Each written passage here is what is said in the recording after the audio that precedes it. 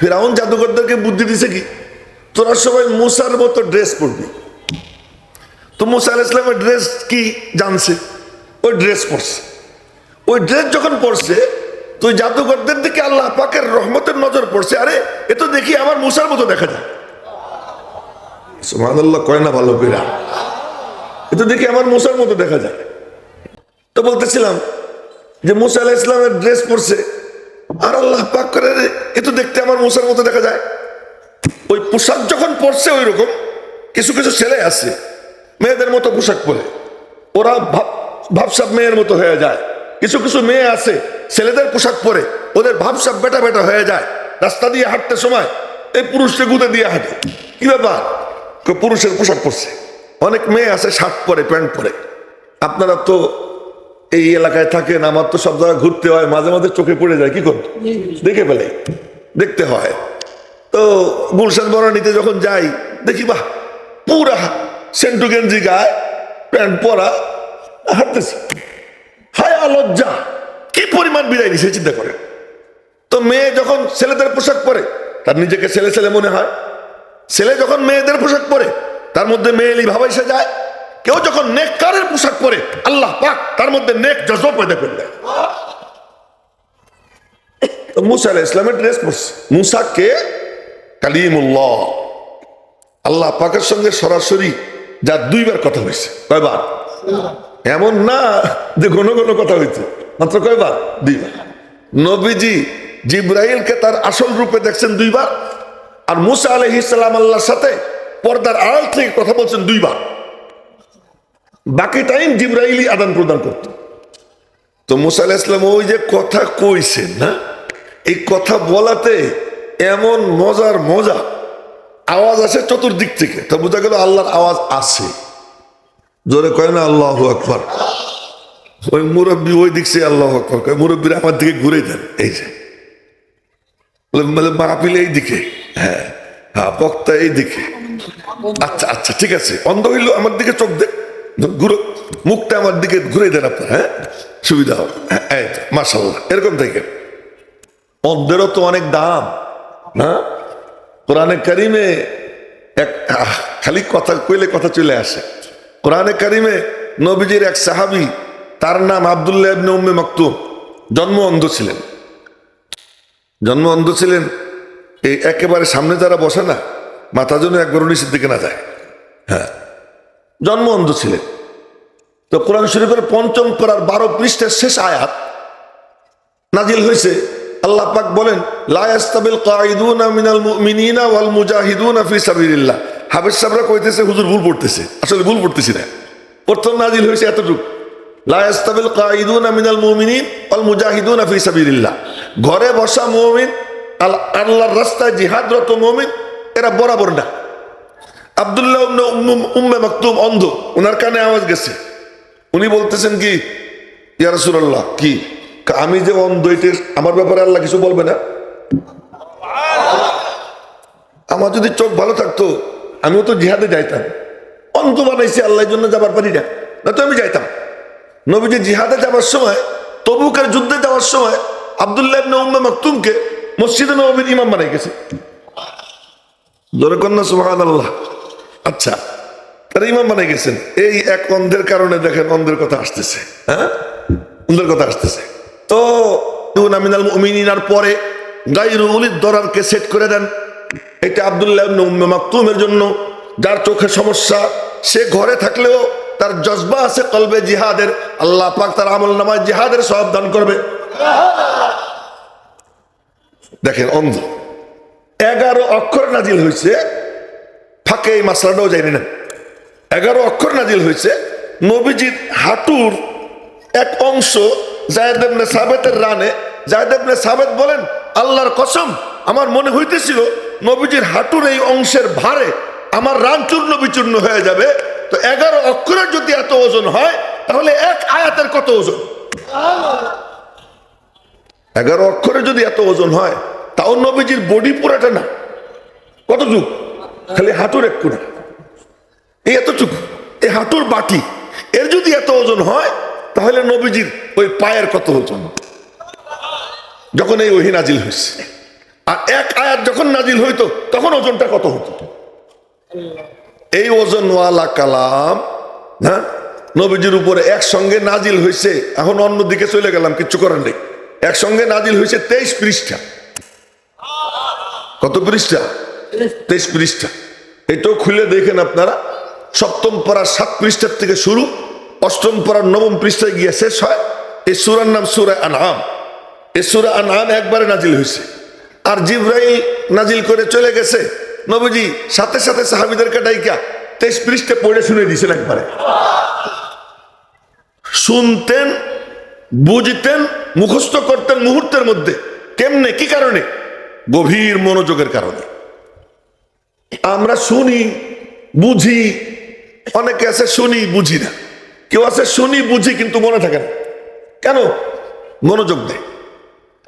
এই জন্য আমাদের মধ্যে আর সাহাবীদের মধ্যে পার্থক্য এই, সাহাবীরা একবার শুনতেন, একবারে হাফেজ হয়ে যেত। যতটুকু কোরআন শরীফ নাজিল হইতো অতটুকু কোরআনের সব সাহাবী হাফেজ ছিলেন। আমরা যে শুনি, এই জায়গা দিয়ে শুনি, এখান দিয়ে শুনি না। আল্লাহ পাক কোরআনে কারীম আপনারা নামাজের মধ্যে পড়েন ওই সূরা, আল্লাহ বলে কি, কাল্লা সাউফা তা'লামুন সুম্মা কাল্লা সাউফা তা'লামুন। দেখো, এই খুপড়ি দিয়ে বুঝলে কোনো লাভ নাই, এটা দিয়ে বুঝলে কোনো লাভ নাই। কি দিয়ে বুঝতে হবে? কাল্লা লাউ তা'লামুনা ইলমাল ইয়াকিন। দিল দিয়ে যখন শুনবা, দিল দিয়ে যখন বুঝবা, আল্লাহ পাক দিলের মধ্যে নূর পয়দা করে দেবে। এই জন্য এই জায়গা দিয়ে শুনবো, তোরা দিয়েছে তো ইনশাআল্লাহ। কোন জায়গা দিয়ে শুনবো? এই জায়গা দিয়ে যদি কেউ শোনে, তার চোখ এদিক ওদিক যাবে না। এই জায়গা দিয়ে যদি কেউ শোনে, তার হাতে অন্য কোনো কাজ করবে না। এই জায়গা দিয়ে যদি কেউ শোনে, তার পুরো বডি এই দিকে ঝুঁকে থাকবে। আর যদি এরকম ঝুঁকে থাকে, আল্লাহ পাক রব্বুল আলামিন সাথে সাথে তার সিনায় কোরআনে কারীমের নূর পৌঁছে দিবে। আচ্ছা, তো যে কথা বলতেছিলাম ওই কথার দিকে ফিরে যাই। ও অন্ধের কথা আর একটু বলে নেই। এই আব্দুল্লাহ ইবনে উম্মে মাকতুম যখন নবীজির কাছে আসতেন, আসলে নবীজি দাঁড়াই যেতেন। দাঁড়াইয়া এরপরে তারে ধইরা অভ্যর্থনা জানাইয়া কাছে এনে বসাইতেন। আর বলতেন কি, ওর কারণে আমার আল্লাহ আমার ধমকাইছে,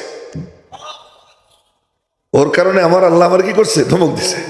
সে ঘটনা ঘটলো কবে? বড় বড় মাস্তান কয়েকটা আইসে নবীজির কাছে। নবীজি কথা বলতেছিলেন যে দেখি এরা যদি মুসলমান হয়, দিনের লাভ, ইসলামের লাভ, বড় বড় গুন্ডা, বড় বড় খুনি, এগুলো যদি মুসলমান হয়ে যায় ভালো। এর মধ্যে আব্দুল্লাহ ইবনে উম্মে মাকতুম আসছে। ওরা থাকতে থাকতে তো নবীজির মুখ টুক কপালের চামড়া ঘুষাই গেছে। ও এখন আইলো কেন? ওরা যদি চলে যায় অন্দরে দেখা। তো নবীজির কপালের চামড়া ঘুষাইছে, জিবরাইল আইছে। আইসে বলে কি, আবাসা ওয়া তাওয়াল্লা আন জাআহুল আমা। এই সূরা আবাসা আপনার 30 পারার আম্মা ইয়াতাসালুন ওয়ান নাজিআতি গারকা। তারপরে কি, আবাসা ওয়া তাওয়াল্লা। এই আবাসা ওয়া তাওয়াল্লা এখানে নাজিল হয়। আবাসা ওয়া তাওয়াল্লা, তো তোমার কপালের চামড়া ঘুষাইয়া গেল, বিরক্ত হয়ে গেল, আর তুমি মুখ ফিরে নিলা। অন্ধ আসতেছে, এই অন্ধের কারণে। আমা ইউদ্রিকা আল্লাহু ইয়াজ্জাক্কা, তোমার কি জানা আছে? আরে ও অন্ধ তো আসছিল আল্লাহ পাকের কালামের নূর ছিনাই নেওয়ার জন্য। অন্ধের এত দাম কার কাছে? আল্লাহ। না কালে কো দেখে না গোরে কো দেখে, না কালে কো দেখে না গোরে को देखे, पिया जिसको चाहे सुहागन वही है। मर मौला কালাও দেখেন না, ধলাও দেখেন না, ধনীও দেখেন না, গরিবও দেখেন না, আলেমও দেখেন না, মূর্খও দেখেন না, পীরও দেখেন না, মুরিদও দেখেন না। আরে আমার আল্লাহ কি দেখে জানেন নাকি? শুধু দেখে কার দিলের মধ্যে আল্লাহর জন্য ভালোবাসা, কার দিলের মধ্যে মওলা পাকের মুহাব্বতের আগুন জ্বলে, সেই আল্লাহর কাছে ভালো। হোক সে অন্ধ, কিছুই আসে যায় না, হোক সে বোবা, কিছুই আসে যায় না। মালিকের মুহাব্বত যার অন্তরে, আল্লাহ পাকের কাছে তারই দাম। এজন্য আমি ওনার একটু ঘুরেই আমার দিকে ফিরে এলাম। এজন্য যে ওনার তাওয়াজ্জুতে যদি আল্লাহ আমারও মাফ করে দেয়, ওনার ওসিলায় যদি আল্লাহ আমাদেরকে কবুল করে নেয়। তো যে কথা বলতেছিলাম, যে মুসা আলাইহিস ইসলামের সঙ্গে ওই জাদুঘররা আসছে কি, মুসা আলাইহিস ইসলামের ড্রেস পরে। মাঝখানে একটা কথা বলে দিই আপনাদেরকে। আজ গত রাত্রের থেকে আমার জ্বর, প্রচন্ড মাথা ব্যথা, কাল রাত্রে নাপা খাইনি, কিন্তু সকালে নাপা এক্সট্রা একটা খাইছি, আবার এখানে এসে আর একটা খাইছি। রাস্তায় জ্বর নিয়ে মাথা ব্যথা নিয়েই যে পরিমাণ ঝাঁকি খাইতে হয়েছে গাড়িতে, সেটা তো আপনারা জানেন। আমি আসতাম না, বলে দিতাম আজকে এই কথা যে পারবো না, কিন্তু যেহেতু ডেটটা আমি দিছি, আবার মৌলানা কবির আমার ছাত্র, আপনারা জানেন, এখানে দাঁড়াই একবার কইছিল হুজুর আমার কাছে কয়েক বছর পড়ছে, মনে আছে আপনাদের না ভুলে গেছেন? হ্যাঁ, ও আমি যখন প্রথম আসলাম, তা আমার পরিচয় দিতে গিয়ে কয় কি, ও বলবে যে আমি কয়েক বছর পড়ছি, কিন্তু খুশির চোটে কয় কি হুজুর আমার কাছে কয়েক বছর পড়ছি। এটা আমি অনেক জায়গায় শুনেছি, অনেক জায়গায় শুনেছি। তো ও যেহেতু ওর মানে মাদ্রাসা, ও বলছে আমি আসবো, আমি না আসলে আপনারা ওরে কত কিছু কইতেন, শুধু এই কারণে আইসি, নাহলে আজকে শরীরটা আমার সফর করার মতো না। এখন আপনারা দোয়া করতে থাকলে আমি কিছু কথা বলতে পারবো, কোনো শুট টুর আশা করেন না, এমনি কিছু গল্প করবো। তো এখন আল্লাহ পাকের নজর পড়ছে, আরে এ তো দেখি আমার মুসার মতো ড্রেস, সাথে সাথে ওই ড্রেস, নেককারের ড্রেস পরার কারণে দিলের মধ্যে জজবা পয়দা হয়েছে কি, আরে উনি তো মুরব্বী, কি দাড়িওয়ালা, কি সুন্দর নূর ওনার চেহারা, তো ওনারে আমরা একটু সম্মান করি, জাদুকররা বলে মনে মনে, ওনার একটু সম্মান করি, অনার করি। সে অনারটুকু কি করছে, ক্বালু ইয়া মূসা ইম্মা আন তুলকিয়া ওয়া ইম্মা আন নাকুনা আউওয়ালা মান আলকা। আমি বলে দিতেছি 16 পারার 14 পৃষ্ঠার শেষ আয়াত খুলে দেখবেন, এই যে কোরআন শরীফ আমার সামনে আছে, হাফেজ সাহেবদের কাছে যাবেন, আমি খুলে দেখাই দিতে পারবো যে 16 পারার 14 পৃষ্ঠার শেষ আয়াত। ক্বালু, জাদুকররা বললো, ইয়া মূসা, ও মূসা, ফয়সালাটা আপনি দেন, আপনি মুরব্বী মানুষ, আপনি মুরব্বী মানুষ। আর মনে মনে কয় কি, আরে এত নূর ওনার চেহারা, আর আমাদের যারা রব বলি ওরা তো একটা কুত্তার মতো দেখা যায়, মনে মনে বলতেছি। আল্লাহ আকবার, একজন কইলে কয়েকজন বলে মনে করতেছে ভুল করলাম, ভুল তো করেন নাই, জোরে সোরে বলেন না আল্লাহ আকবার। একই পোশাকের প্রভাব, নেককারের পোশাক পরছে, আল্লাহ পাক দিলের মধ্যে নেক জজবা পয়দা করে দিচ্ছে। তো বলছে একটু সম্মান করি। সে সম্মান করতে গিয়ে বলে কি, যে জাদুর বাক্স আগে আমরা খুলবো না আগে আপনি খুলবেন, ফয়সালাটা আপনি দিয়ে দেন। বাস আল্লাহ পাকের নজর পড়ে, আচ্ছা ওরা আমার নবীরে ইজ্জত করলো, ওরা আমার নবীরে ইজ্জত করলো, আমার রসুলকে ইজ্জত করলো, ঠিক আছে আমি আল্লাহ পুরস্কার দিব, দেখেন কি পুরস্কার দেয়। এরপরে মুসা আলাইহিস সালাম বললেন, বাল আলকু, এটা খুব মনোযোগ দিয়ে শুনবো, এর মধ্যে শিক্ষণীয় বেশ কিছু বিষয় আছে। মুসা আলাইহিস সালাম বললেন, বাল আলকু, তোমরাই তোমাদের জাদুর বাক্স আগে খোলো। তো ওরা ছাড়ছে দুই জিনিস জাদু, একটা হলো ছড়ি আর একটা হলো দড়ি, একটা নড়ি আর একটা দড়ি, আপনারা তো বুঝছেন আমার ভাষা। ফাইদা হিবালুহুম ওয়া ইসিয়ুহুম, হেবাল মানে রশি, আর আসা মানে লাঠি, আর আসার বহু বচন হলো কি ইসিয়ুহুম, ইসিয়ুন। তো তাদের দড়িগুলো আর রশিগুলো আর নড়িগুলো, এগুলো মুসা আলাইহিস সালামের দিকে সাপ হইয়া ফনা তুইলা খাই খাই করতে করতে যাইতেছে। এই মুসা আলাইহিস সালাম দেখছেন, দেখে মুসা আলাইহিস সালাম এরকম ফিরছেন, মানে পাছা দিয়েছেন ইয়ের দিকে, এই সাপের দিকে দিয়া উল্টা দিকে মারছেন দৌড়। আল্লাহ কয় কি রে, কি হয়েছে? আল্লাহ ভয় লাগে, এগুলো কেমন রূপ ধরে আসতেছে। তো রব্বুল আলামিন বললেন, ফাওজাসা ফি নাফসিহি খিফাতাম মূসা, মূসার ভয়ে ভিতরে জড়সড় হয়ে গেছে, আল্লাহ মুদবিরা, পিঠ পিছনের দিকে দিয়া ভাগতে শুরু করছে, ওয়ালাম ইউআক্কিব, পিছনে একবার ফিরেও তাকায় না। তাহলে বোঝা গেল ভয় পাওয়া মূসা আলাইহিস সালামের সুন্নাত। জোরে কর না সুবহানাল্লাহ। আজকে যদি আলেমরা ভয় পায়, দিনদাররা ভয় পায়, নেককাররা ভয় পায়, কোরআনকে যারা মহব্বত করে তারা যদি ভয় পায়, কাদেরকে? খ্রিস্টানদেরকে, নাস্তিকদেরকে, মুরতাদদেরকে, ইসলামের দুশ্মনদেরকে, এদের আক্রমণে এরা চতুর্দিক থেকে জড়ো হয়ে আসতেছে, যদি ভয় পায়, ওই ভয় পাওয়াটা সুন্নতে মূসা, কোনো সমস্যা নাই, ভয় তো পাবেই, কিন্তু সাথে সাথে মনে রাখবা মূসা আলাইহিস সালামকে আল্লাহ কি বললেন, ইয়া মূসা লা তাখাফ, এ মূসা তুই ভয় পাইস না। এটা কি শুধু মূসাকে বলছেন, না কিয়ামত পর্যন্ত যত মূসা আসবে সব মূসাকে বলছেন? হার যুগে মূসা থাকবে, হার যুগে ফিরআউন থাকবে, সমস্ত মূসাদেরকে আল্লাহ তাআলা বলতেছেন, ও মূসা ভয় পাইস না। কে ভয় পাবো না, এগুলো যাইতেছে, ইন্নী লা ইয়াখাফু লাদাইয়াল মুরসালুন, তুই তো একা না, আমি আল্লাহ তো পাশে আছি। জোরে কর না আল্লাহু আকবার। তো পাশে থাকেন কে? তুমি পিছনের দিকে তাকাইছিলা, আর তাকাবা না। হ্যাঁ, এই তোমরা এটা ঠিক করো, এটা ঠিক করো। হ্যাঁ। আমি তো পাশে আছি। এখন দেখেন মুসা আলাইহিস সালাম বলতেছে আল্লাহ কি করব? জিবরাইল এসে কয় কি আল্লাহ বলছেন আকবিল ওয়ালা তাখাফ, সামনে বাড়ো, ঘুরে দাঁড়াও। মুসা আলাইহিস সালাম ঘুরে দাঁড়াইছে, ভয় পাইও না, ইন্নাকা মিনাল আমিনিন ইন্নাকা আনতাল আলা, তোমার নিরাপত্তার জিম্মাদার আমি আল্লাহ, বিজয়ের মালা তোমাকেই পরাবো, বিজয়ের মালা তোমাকেই দিব, তুমি ভয় পেও না। ইন্নাকা আনতাল আলা। আল্লাহ করবোটা কি? হাতে কি? আল্লাহ হাতে কি? লাঠি। মাতিল কাবি আমি মুসা, ও মুসা তোমার ডান হাতে কি? লাঠি। এতটুকু কইলেই সারত। হিয়া আসয়া, এটা আমার লাঠি, আতাওয়াক্কাউ আলাইহা, এর উপরে আমি ভর দিই। মনে হয় আল্লাহ জানে না, উনি যে ভর দেন আল্লাহ কি জানে না? আল্লাহ দেখে না? আরে সুবহানাল্লাহ। কিন্তু প্রেমের গল্প কইতে মজা লাগে। এর উপরে আমি ভর দেই, এটা দিয়ে পাতা পড়ে পড়ে বকরিরে খাওয়াই। আচ্ছা, পাতা পড়ে বকরিরে খাওয়া আল্লাহ মনে হয় দেখে নাই না? তো কয় যে আল্লাহ কথা কইতে মজা লাগতেছে তাই কইতেছি, তোমার সাথে বলতে মজা লাগতেছে তাই বলতেছি, এটা আমার লাঠি, এর উপরে আমি ভর দেই এবং এটা দিয়ে পাতা পড়ে পড়ে বকরিরে খাওয়াই, আরো মেলা কাম করি। আল্লাহ পাক বললেন আলকিহা, এটারে ছাইড়ে দাও। আচ্ছা আপনারা বলেন তো, এই যে আমার হাতে কলম, কলম দিয়ে দিলাম ওনার খুসা, বুঝেন না? হ্যাঁ, খুসা দিলাম, এটা একটা কাম। কলম দিয়ে মারলাম ওর একটা বাড়ি, এটাও একটা কাম। কিন্তু কলম দিলাম ছাইড়া, এটা কোনো কাম?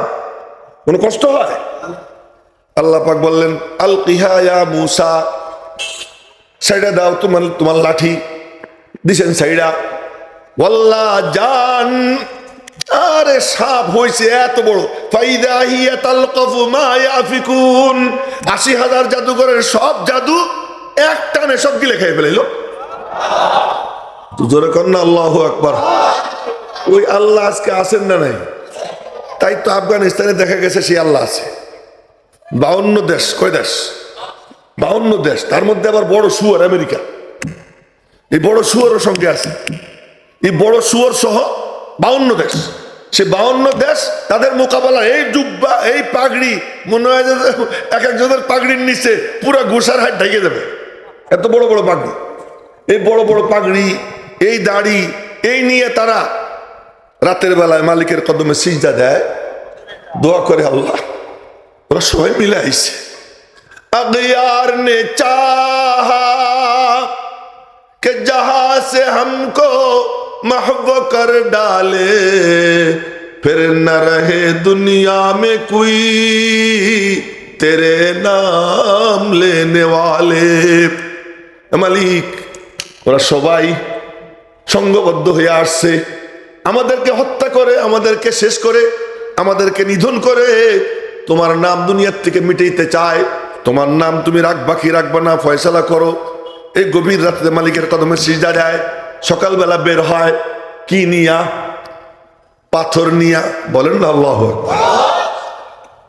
আমেরিকা তার মিত্ররা সে ট্যাঙ্ক নিয়া, অত্যাধুনিক ট্যাঙ্ক নিয়া, সর্বাধুনিক ট্যাঙ্ক নিয়া আজ যেমন ফিলিস্তিনিদেরকে মারতেছে। ও ভাই, ফিলিস্তিনিরা এত মায়ের খাইলো, আফগানিস্তানকে এত মারতে পারে নাই, ওরা উল্টা মায়ের খাইছে। এমন খাওয়া খাইছে যে ৫২ দেশ অস্ত্র শস্ত্র ফেলাই দিয়ে পলাইছে। কি ব্যাপার? আফগানিস্তানের ওই সাদা সিধা মোল্লারা আল্লাহরে সঙ্গে নিছে, আর ফিলিস্তিনের এরা তাদের ঘরের নেতাদের ঘরের মধ্যে ইহুদি মাইয়া, ওই নেতাদের ঘরের মধ্যে খ্রিস্টানের মাইয়া। শেষ রাত্রে মালিকের কদমে সিজদা না দিয়া জাতিসংঘের কাছে গিয়ে কান্দে, আমেরিকার কাছে গিয়ে কান্দে, মালিকের দরবারে যায় না। এই জন্য ফল কি দাঁড়াইছে? মায়ের খাইতেই আছে, খাইতেই আছে। সারা দুনিয়া দোয়া করে। মক্কা শরীফ, মদিনা শরীফের মসজিদে দোয়া যখন শুরু হয়, আমিও কোনো দিন আল্লাহ আমারও শরীক করছে সেই দোয়ার মধ্যে। হাউমাউ করে সবাই কাঁদতেছে, হাজার হাজার লাখ লাখ মানুষ কাঁদতেছে, কিন্তু ওই কান্নায় কাম হয় না। আমি কান্দি, কান্না তো তোমার দরকার। তুমি ফিল্ডে আসো, তুমি মালিকের কদমে যাবা না, আর আল্লাহ এমনি এমনি সাহায্য করবে। এই জন্য অন্যের কান্দে লাভ নাই, নিজের কান্দা নিজের কাঁদতে হবে। ফিলিস্তিনদের সবচেয়ে বড় দুর্বলতা যে তারা মালিকের সঙ্গে নিবার পারেনি। আর আফগানিস্তানের সবচেয়ে বড় শক্তি, পাথর নিয়ে গেছে, পাথর মারে আল্লাহু আকবার বইলা, আর ট্যাঙ্ক উল্টে যায়, ট্যাঙ্ক উল্টে যায়। তো মুসা আলাইহিস সালাম আল্লাহ তাআলা দেখাইলেন, দেখো এক লাঠি সব জাদুঘরদের জাদুরে গিলে খেলে, যখন গিলা হয়ে খেয়ে ফেলছে, আমি একদম কোরআন শরীফে আয়াত শুনে দিছি, মুসা আলাইহিস সালাম আবার দৌড় দিছেন। হায় হায়, এ কি, আমার হাতের লাঠি, এটা কি, এটা ধরবো কেমনে? তো মুসা আলাইহিস সালাম আবার দৌড় দিছেন। ওই যে কিরে মুসা, কি হইলো? আল্লাহ, কেমনে ধরি, এটা কেমনে ধরি? এখন আল্লাহ পাক বলেন, খুযহা ওয়ালা তাখাফ, ধরো তুমি ভয় পেও না, সানুঈদুহা সিরাতাহাল উলা, 16 পারার 12 নম্বর পৃষ্ঠা এই আয়াত। ধরো, ভয় পেও না, সানুঈদুহা সিরাতাহাল উলা, আমি আবার 2.5 হাত লাঠি বানাই দেবো, খালি ধরো। তো মুসা আলাইহিস সালাম দুরু দুরু বুকে, কম্পিত হাতে, খালি মাথায় হাতটা শোয়াইছেন, এখন দেখেন 2.5 হাত লাঠি হয়ে গেছে। এতক্ষণের কাণ্ড কারবার কি মুসার না আল্লাহর? মুসা আলাইহিস সালামের কাম শুধু ছাড়া আর ছোঁয়া, বলেন কি, ছাড়া আর ছোঁয়া, মাঝখানের কারবার কে করছে? আমরা কি পারি না ইসলামের দুশ্মনদের মোকাবেলায় খালি একটু নামবো আর আল্লাহর নাম নিব, শেষ রাত্রে মালিকের কদমে সিজদা দিয়ে দোয়া করব, যখনই দেখবো ইসলামের বিরুদ্ধে কোন দুশ্মন মাথাচাড়া দিয়ে উঠছে, শেষ রাত্রে মালিকের কদমে সিজদা দিব, আর দিনের বেলায় নামবো, বলবো মালিক তোমার সঙ্গে নিয়ে নামছি। আল্লাহ পাক বলেন, তোর কাম নামা, কামিয়াবি দিও আমি আল্লাহর কাম। রাজি আছি, যখন কোনো ডাক আসবে নামবো ইনশাআল্লাহ, দিনের হেফাজতের জন্য নামবো তো ইনশাআল্লাহ। আল্লাহ তৌফিক দান করুক। এখন জাদুকররা মনে মনে কয়, এই শুনেন, জাদুকররা মনে মনে বলে কি, আরে আমাদের এত সারা জীবনের অভিজ্ঞতা উজাড় করে জাদু দেখাইলাম, আর মুসার এক লাঠি এটা গিলে খেয়ে ফেলেলো সব, তো আমাদের রব এটা ডুপ্লিকেট।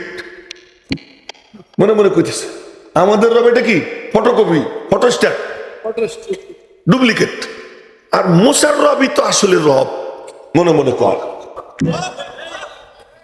সময় মতো আল্লাহ বুদ্ধি শিখাই দেয়, যারা বলেন না আল্লাহু আকবার, সময় মতো বুদ্ধি শিখে দেয় কে? সঙ্গী যখন আল্লাহ, সারে দুনিয়া হো মুখালিফ ফির না কুছ নুকসান হ্যায়, সারি দুনিয়া হো মুখালিফ ফির না কুছ নুকসান হ্যায়, গম নেহি কুছ খৌফ নেহি কুছ জব রহমতে রহমান হ্যায়।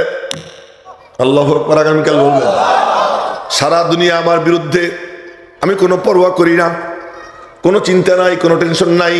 জব রহমানের রহমত যখন আমার সঙ্গে হবে, আল্লাহ যখন আমার সঙ্গে থাকবেন, আর কোনো টেনশনের কারণ নাই। মেরে মোহতারম ভাইও, এবার দেখেন তামাশা, যখন ওরা বলছে আমান্না বিরব্বিল আলামিন, ওই বলদটা ও আমাদের দেশীয় বুদ্ধিজীবীর গল্প শুনে। এক বুদ্ধিজীবী গেছে মানে স্কুল পরিদর্শনে, ঘুম টুম যাতে ভাঙ্গে যায় না, এই জন্য একটা গল্প শুনে স্কুল পরিদর্শনে গেছে, হাইটে গেছে। এখন স্কুলে গিয়ে ঢুকে বলতেছি কি, এই ছাত্রছাত্রীরা শোনো, কি আমি অমুক জায়গার থেকে এই পর্যন্ত এতটা বাজে রওনা দিছি, আর এখন পৌঁছলাম, হাইটে আসলাম, বলো তো আমার বয়স কত? চিন্তা করছো তো, বলো তো বয়স কত? সব ছাত্র চুপ, একটা ছিল একটু পাজি টাইপের, স্যার আমি জানি আপনার বয়স কত। কত? আপনার বয়স 60। কেন? আমার ভাই আছে বাড়ি একটা পাগল, আধা পাগল, তার বয়স 30।